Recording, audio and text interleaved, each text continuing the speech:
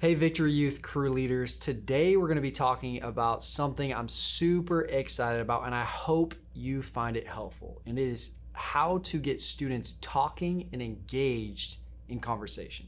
So let me ask you a quick question. Have you ever asked a question to your crew and you got nothing but silence, nothing but crickets? The reality is we've all been there. You might ask a great question, you might sit there and wait, and all you hear are crickets and breathing. Here's the truth. Most students aren't silent because they don't care. They're silent because they don't feel comfortable yet. And your job as a leader, as a crew leader, isn't just to ask questions. Your job is to create conversations. So today, I want to give you 5 practical ways to get students talking and engaged in your crew.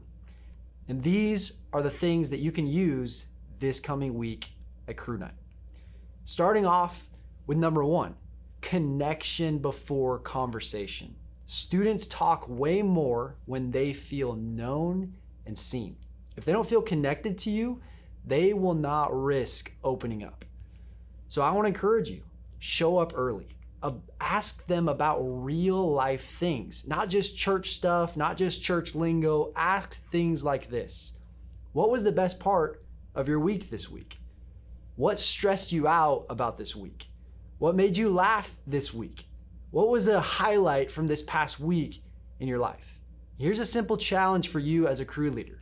Learn one new thing about every student in your crew this coming week, because connection leads to conversation. Number 2, ask better questions. Now this might sound obvious, but closed questions shut down conversation, and open questions grow and develop it. You see, instead of asking a question like, did you like the message tonight? Try this. What part of the message stood out to you the most? And when students give those short answers that often come, don't move on too fast. Use follow-up questions like this. Why do you think that way? What makes you say that? Or can you give me an example of how you feel? See, those small follow-ups turn one-word answers into real-world conversations that I think we all want to have with students. Number 3. Make it safe to talk. See, students share when they know that they won't be embarrassed, laughed at, made fun of. So do this. Celebrate every single response from a student as a win, even the simple ones. Say things like this. Man, that's a great thought. I'm glad you shared that. That's so honest and vulnerable. I really appreciate you. And here's something important. Let silence in your group breathe. Sit there for a moment. After you ask a question, wait about 5 seconds. It might feel awkward, but silence gives students time to think and process.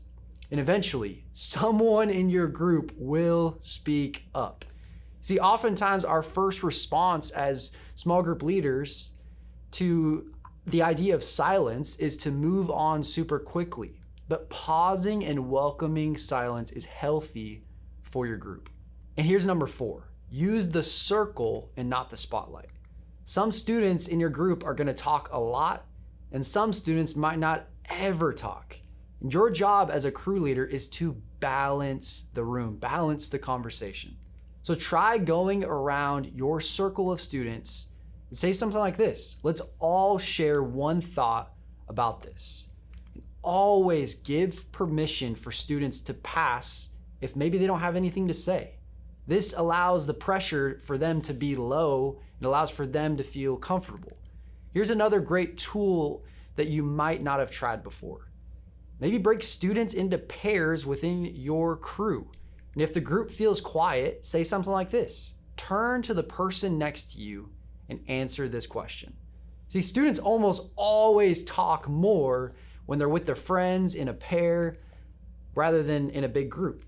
You see, once they talk in pairs, I want to ask you as a crew leader to follow up and ask about what they talked about. Number 5 is this: share first, share quickly, and share honestly. You see, you as a crew leader, you gotta set the tone for your group. You gotta set the expectation, the energy, as well as being vulnerable. Students will only go as deep as you go. So if you stay surface level, they will too. So I wanna encourage you, share honestly from your experience.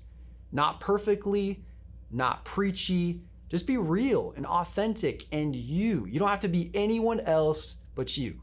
Keep it short, impactful, and honest. You could say something like this: this week, I honestly really struggled to trust God when this happened. You see, we don't want to dominate the conversation by sharing first, but we want to set the tone as we share first. And as a reminder, we want to use the 80-20 rule, where 80% of the talking in our small group is coming from our students and 20% of the talking is coming from us as we direct, guide, and set the tone in the conversation. See, your honesty, your vulnerability gives them permission to be honest too. Now, let me give you a few quick tools that you can use right now immediately as a crew leader. First, the 1 to 10 scale. Ask something like this: on a scale from 1 to 10, how hard is it for you to trust God when life is really stressful? Then ask something like this: why did you pick that number, following up with the student? See, numbers make it easier for students to jump right in and answer those questions. Here's a second tool for you: the 1-word method. Ask something like this: what's one word that describes the week that you have had? Then ask this: who wants to explain their word? You see, this is simple, it's easy, it's effective. A third tool is this: the right first trick. If students won't talk in your group, have them write their answer down first, then ask them to share. See, writing allows them to think and process what they're feeling, and it lowers the pressure again. And pressure is oftentimes what keeps students silent in your small group. Before we finish, here are a few mistakes to avoid. Don't ask too many questions too fast. Let conversations breathe, slow down, and have intentional time. And don't answer your own questions. Give students time. Don't talk more than the students. If you're talking most of the time, it's not a small group, it's a speech, it's a TED Talk. Aim for students talking more than you. And here is my encouragement to you: you don't have to be perfect to lead a great crew at Victory Youth. You just have to be present and patient and intentional with students. Some students are not going to open up overnight, but week after week, conversation after conversation, crew gathering after crew gathering, you as a crew leader are building trust. And what trust does is this: it builds influence that you can have over a student's life. So here is your challenge this week: ask one better question, wait 5 seconds longer than what feels comfortable to you, and follow up with one student about something that they shared last week.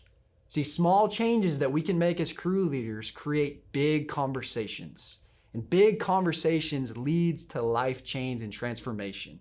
You've got this, crew leaders. We love you and we appreciate you.